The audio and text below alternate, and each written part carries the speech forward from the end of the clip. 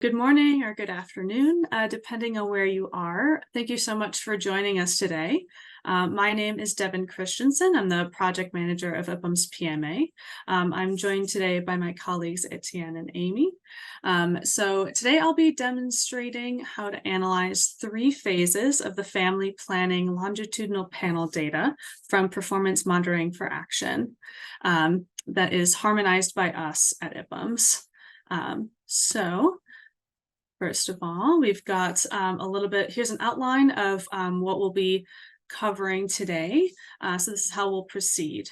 First, I'll describe what IPUMS does and what IPUMS PMA currently includes.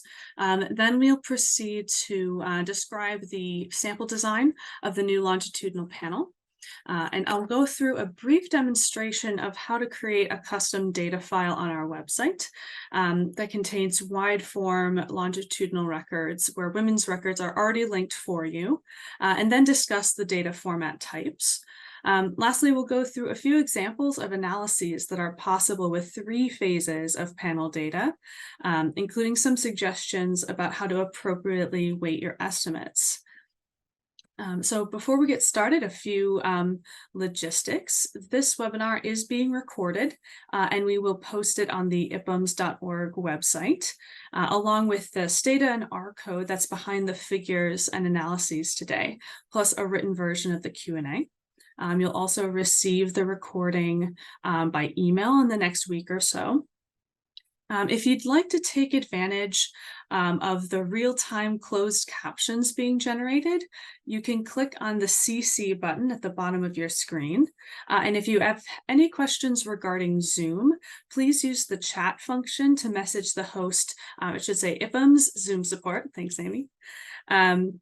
You can message them directly. If you have questions about the content of the webinar, so any of the content that I'm covering, please use the Q&A button at the bottom of your screen, and then we'll do our best to kind of stop throughout, answer questions either live, verbally, or written. So, we'll stop a couple times to cover questions, just to make sure everybody's on the same page. Okay. So, in case there are any members of the audience who are not familiar with IPUMS, I want to briefly explain what we do. So we are based at the University of Minnesota Twin Cities, and we take public use data such as census and survey data from around the world and integrate it across time and place. We also systematically document the data to make it easier for researchers to study change, conduct comparative research, merge information across data types, and analyze individuals within family and community context. We are grant funded by multiple entities, including the National Institutes of Health and the National Science Foundation. So access to the data is always free through IPUMS. One thing I want to emphasize is that we do not collect data. We access existing data and make it easier to use. We offer a variety of integrated microdata collections from the US and international census data to surveys on the labor force across multiple countries, time use, and health. We have a couple of aggregate data collections of population and agricultural censuses as well. The IPUMS PMA data collection is the harmonized version of Performance Monitoring for Action, which is a high-frequency survey on family planning, reproductive, and sexual health that began in 2013. It collects data from participating countries generally annually, and currently there are 9 participating countries. It was originally designed to monitor progress towards FP 2020 goals that were established at the 2012 London Summit on Family Planning. The data is collected by a collaboration of in-country partners and a team at Johns Hopkins University in Baltimore. And both PMA and IPUMS PMA are funded by the Bill and Melinda Gates Foundation. So the currently participating countries are Burkina Faso, Cote d'Ivoire, Democratic Republic of the Congo, Ethiopia, India, Kenya, Nigeria, and Uganda. And then Ghana and Indonesia were at one point participants as well. Household and female surveys are the core of PMA, but they also conduct surveys of service delivery points in the same small geographic areas as sampled households. There are also maternal and newborn health panel surveys conducted in Ethiopia that are available on IPUMS PMA.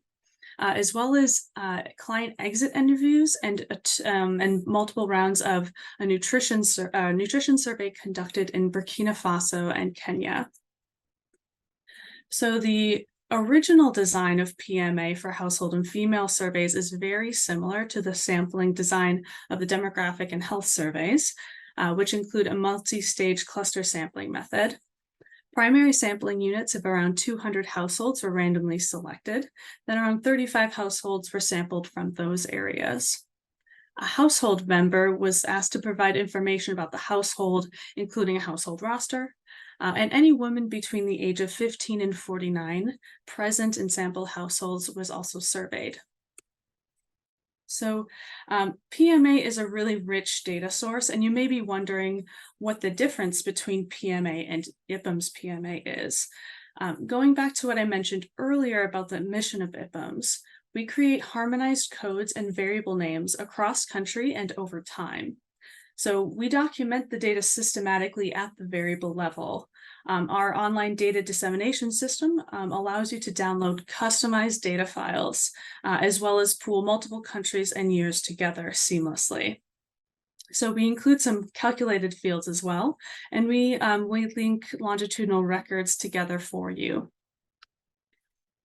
Our team also publishes a blog, which is an excellent resource for using the IPUMS PMA data. The authors conduct example analyses or highlight publications that have used the PMA data and include our code to describe how the analysis or data visualizations were accomplished. All right, so now we finally get to the focus of the webinar. So starting in 2019, PMA rolled out a new open longitudinal panel design for women of childbearing age, so 15 to 49, in 8 countries, with 3 survey phases, each 1 year apart.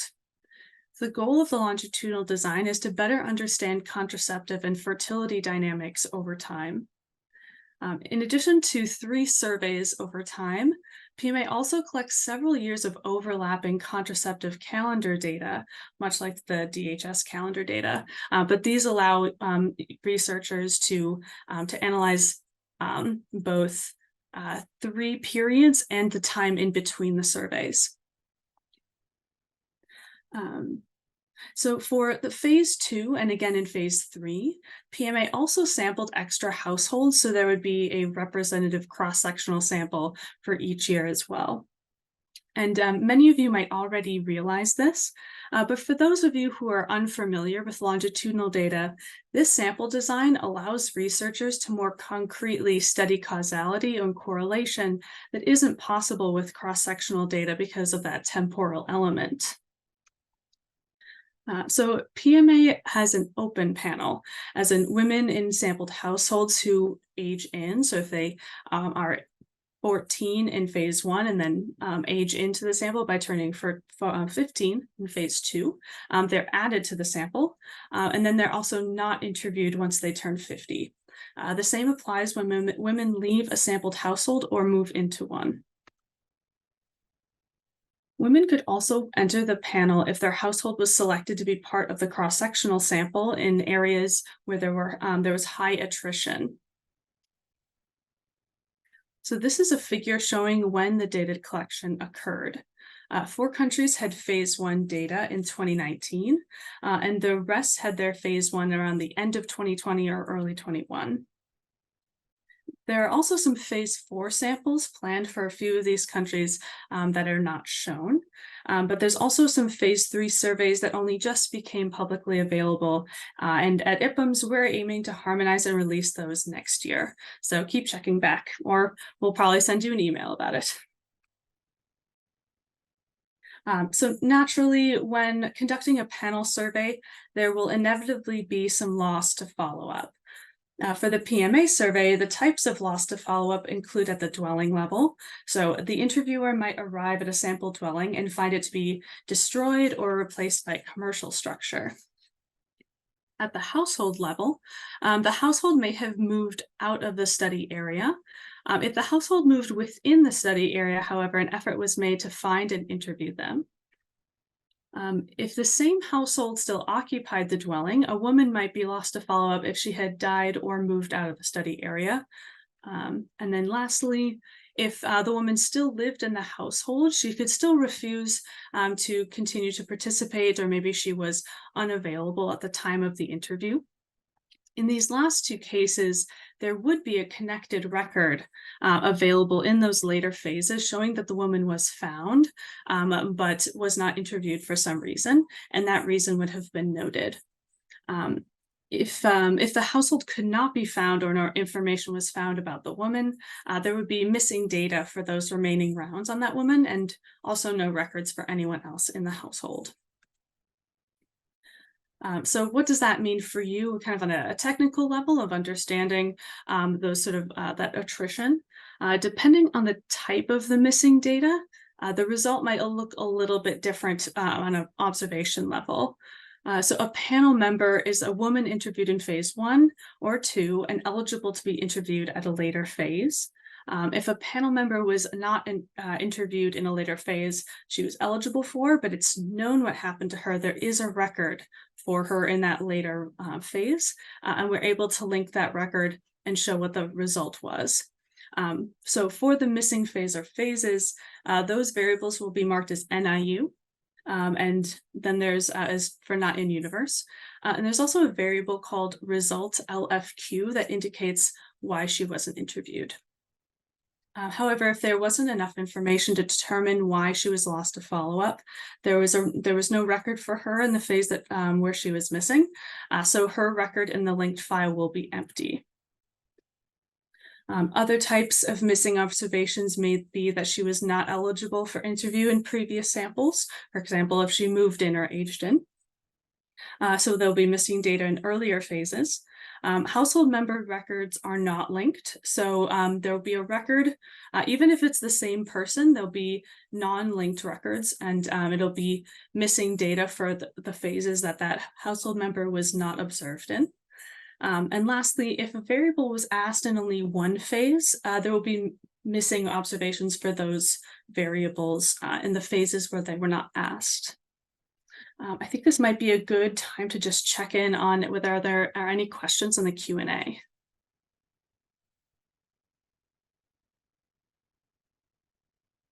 Any questions at all? No questions so far. Great. Okay. Excellent. Yeah, so the next section of the webinar is going to be a tutorial of how to create a customized data file. So this is on our online data dissemination system. So when you go to our website, you'll have to register a free account first. So as you can see, I'm already logged into my account, but if you haven't registered an account with us before, you'll just go to this register link and then fill out the registration form. It's completely free. You'll just tell us how you plan to use the data. We'll review your application within a few business days. The only requirement is that you have to use the data for a non-commercial use. So usually, if you plan to publish with the data, or write a journal article about it, or use it for a class, those are all perfectly fine reasons to use the data. So once you have an account that we've approved, you'd start at the homepage here and then go to Get Data. So when prompted, all the longitudinal family planning data is in this person unit of analysis and under the family planning topic. So I'll click on that. The very first thing I want to do is go to Select Samples, because here is where I'll specify that I want longitudinal data. The default is for cross-sectional data, which you can still get these, phase, there's like the same sample basically, but it's slightly different. It's additional people have been sampled in to make sure it remains a cross-sectional sample. But what I'm going to do is choose longitudinal, and I have the option of choosing either long or wide form. And after I conclude the demonstration of creating the extract, then I'll be a little bit more specific and show what long and wide form means for those who don't know. But for this example, I'm going to choose the wide form data. That's the format we used for our analysis and for our data visualizations. So after I've selected my wide form, I'm choosing the 4 countries for which there are 3 phases of data currently on our website. All right, and then lastly, I'm going to only include female respondents. I'm not going to include household members or non-respondents, so I'll leave it with the default on female respondents. All right, and so the topic, like the kind of research topics, quote unquote, that we're going to discuss will involve fertility preference and contraceptive use. So I'm going to browse by topics to go find my fertility preference variable. So for pref here, so it's just like adding something to an online shopping cart. I'm just going to click the little plus sign, and that will add that variable to my cart. I'll also go to current or recent family planning use because we're going to be measuring modern contraceptive uptake as it relates to stated fertility preference. So I'm not going to go through the entire process of adding all of the variables, because we also are using control variables such as education, age, wealth. But what I want to show specifically for this demonstration is that I'm adding our weight variables, our key variables of interest.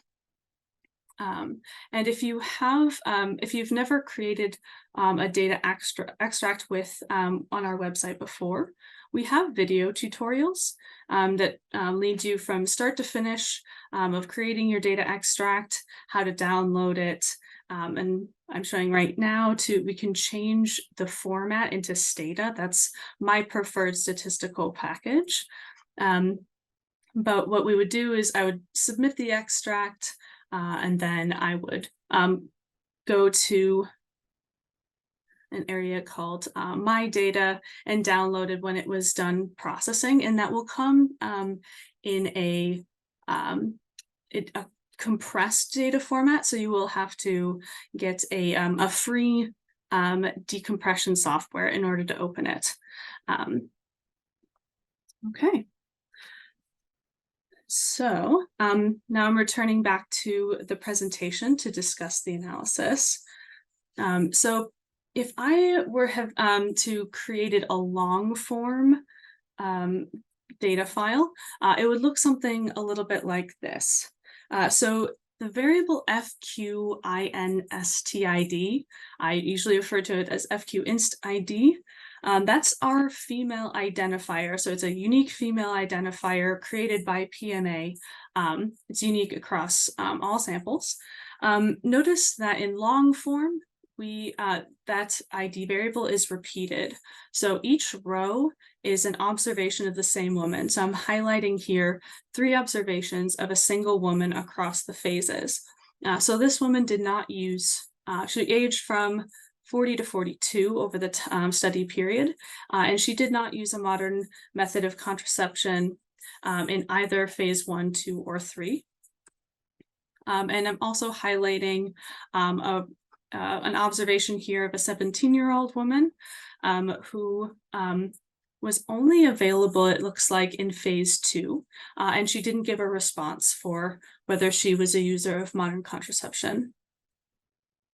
But the type of file that I created was a wide form. So as you'll notice, that ID variable is not repeated. Each woman has only 1 row, 1 record, and then the variable names have a suffix to indicate which phase it came from. So for here we have a woman who was 16 when she was first interviewed in phase 1, so age_1, and then all the way up through phase 3. So this looks like we have an intermittent contraceptive user. And then we also have a woman who aged from 27 to 29 over the study period and did not use contraception in either of these 3 phases. And then we also have a woman who was not interviewed in phase 3. And it looks like because it's a missing value, they could not find whether she had moved or what had happened to her. Okay, I think I might stop once again to see if there's any questions about the website or about the data format before we launch into the analysis. One respondent asked, what is a female non-respondent according to the codes of IPUMS PMA? Okay, that's a great question. So a female non-respondent would be somebody who was eligible to be interviewed. So she was in a sampled household and she was in between the ages of 15 to 49. But there's a couple of reasons why she would be a non-respondent. She could have refused. She just didn't want to participate in the survey. She may have been incapacitated, or she just might have been unavailable for some reason. Like she was just away. She was a member of the household, but away.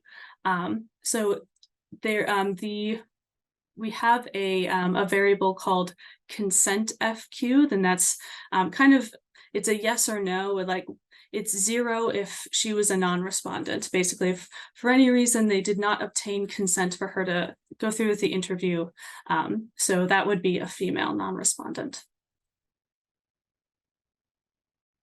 Anything else? The other questions, to the best of my ability, have been answered in writing. So I think we can move on. Okay, great. Thank you so much. Okay.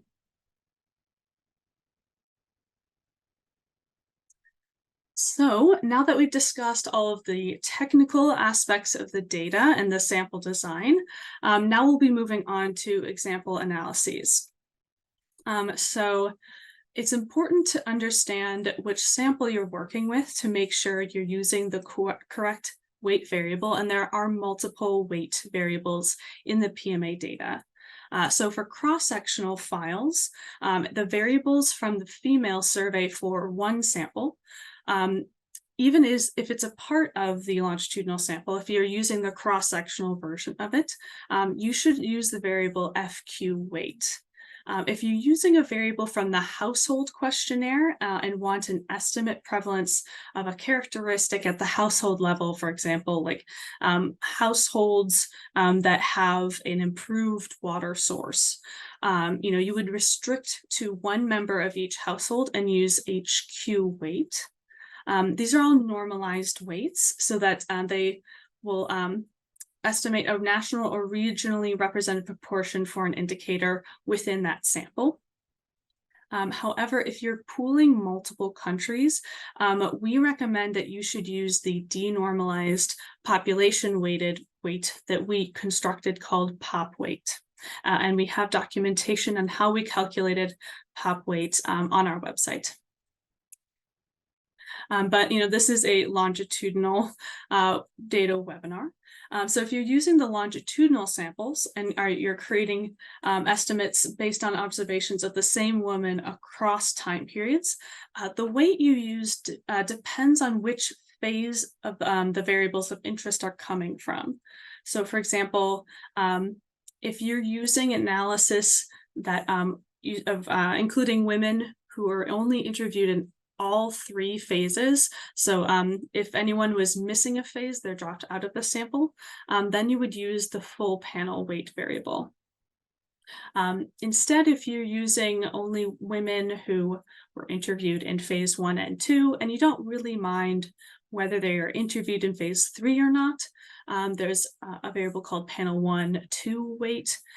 Same goes for analyses of women interviewed in 1 and 3 and in 2 and 3. So to help illustrate why there are different weights depending on which phases the woman was observed in, let's take a look at the sample as it changes with each phase. So this table shows the initial sample of eligible women respondents for each country in phase 1 on the far left. And then the counts of interviewed women from phase 1 who were also interviewed in phase 2, and that's that middle column. And finally, the count of women who were interviewed in all 3 phases on the far right. So in red are the counts of women who dropped out of the sample, either by moving, aging out, refusal, or some other reason. And with each phase in blue, there was women who could have moved in or aged in or were newly sampled from high attrition areas that were added to the sample. Some of these newly added women also left the sample by phase 3, again in red. And additional women entered the sample in phase 3 as well. Lastly, there were some women who were interviewed in phase 1, weren't found in phase 2, but returned again in phase 3. So as you can see, this is a very dynamic sample of people moving in and out. So it's pretty important to be selecting the correct weight. So our analyses will focus on fertility preference dynamics. To begin, we might look descriptively about how women's preferences change between phases. After that, we'll investigate whether stated fertility preferences predict uptake of contraception. So if we were using multiple cross-sections of data, we might see that the relationship between fertility preference and age remains pretty stable across the 3 phases. Women at higher ages are less likely to prefer to have another child in the future. The preferences for more children remains high until after 30 across these geographies. Similarly, we see a relatively stable relationship between age and use of modern contraceptives. And these 2 graphs are a counterpoint to the figure I'm about to show you. The advantage of leveraging longitudinal data is that we can see detail and shifts that are obscured by analyzing proportions like this in cross-sectional only data. So we constructed this alluvial plot using R to show the stability of fertility preferences in each phase across the 6 geographies. The total composition of each sample by phase is shown in each stacked bar chart, and the streams between phases show the volume of cases linking preferences between phases. So if you compare, say, Congo Central and Kinshasa, for example, there's more stability in preferences in Kinshasa. The streams between different preferences are narrower, and meaning a smaller proportion are changing their preferences in each phase. There's a lot more uncertainty in Congo Central. There's a larger proportion of women who responded don't know. And there's also larger movement between the categories, relatively speaking. So if you were interested in understanding how stated preference in phase 1 predicted uptake of modern contraception, here is one approach. So we could choose a denominator of married women who were not using modern contraception at phase 1. Our outcome would be modern contraceptive use in phase 3, and our predictor is stated fertility preference at phase 1.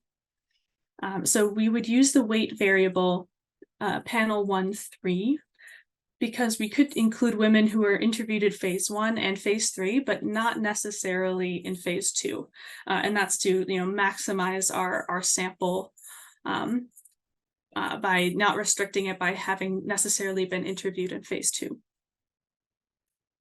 So when we estimate a logistic model, we find that women who expressed wanting no children or no more children were significantly more likely to adopt a modern method of family planning by phase 3.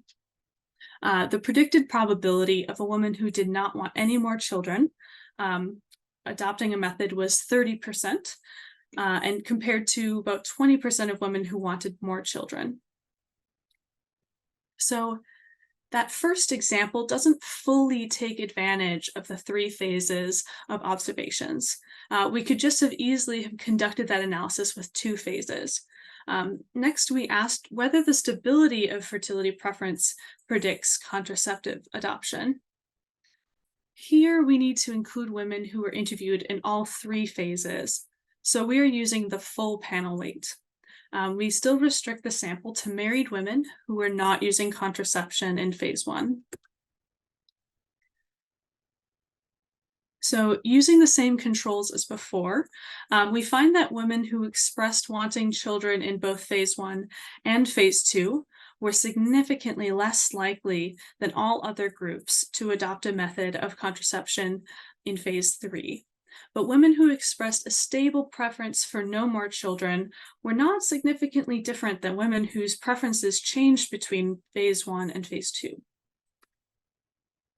Lastly, another approach could be to investigate whether the woman used contraception temporarily or persistently, depending on her fertility preference at phase 1, by estimating a multinomial logit, with the outcomes being no use, intermittent use, or persistent use. So intermittent or temporary use means using a method in either phase 2 or phase 3, but not both.